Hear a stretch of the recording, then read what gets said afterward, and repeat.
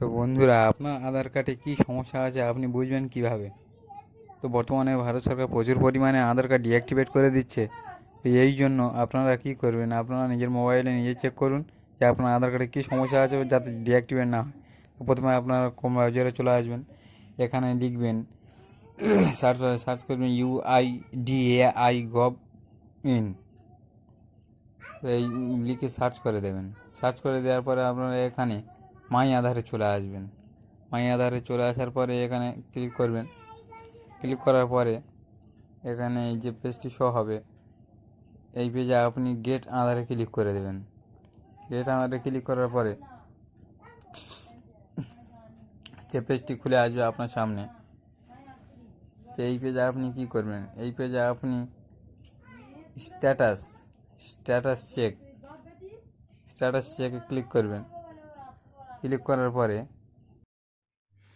করার পরে এইখানে আপনারা উপরে আধার কার্ড নাম্বার ভরে নেবেন। তো আমি এখানে একটি আধার নাম্বার ভরে দিচ্ছি এবং নিচে আপনারা ক্যাপচার কোড ভরে দেবেন। ক্যাপচার কোডটি দেখবেন যে ভরার সময় ছোটো হাতেরগুলো ছোটো হাতে দেবেন, বড় হাতেরগুলো বড় হাতে দেবেন, নইলে আপনার ক্যাপচার কোডটি ইনভ্যালিড নিয়ে নেবে।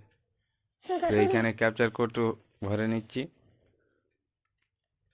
ভরে নেওয়ার পরে আপনারা কি করবেন, ভরে নেওয়ার পরে আপনারা এই যে নিচে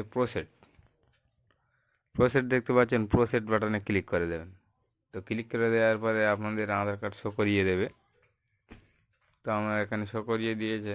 তো আমি যে আধার কার্ডটি চেক করছি, এখানে এই আধার কার্ডের সমস্যা হচ্ছে যে আধার কার্ডে বায়োমেট্রিক আপডেট করতে হবে। তো আপনার আধার কার্ডে কী সমস্যা আছে আপনি এখানে দেখে নিতে পারবেন এবং সেই অনুযায়ী আপনি আধার সার্ভিস কেন্দ্রে গিয়ে আপনার আধার কার্ড সমস্যার সমাধান করে নিন।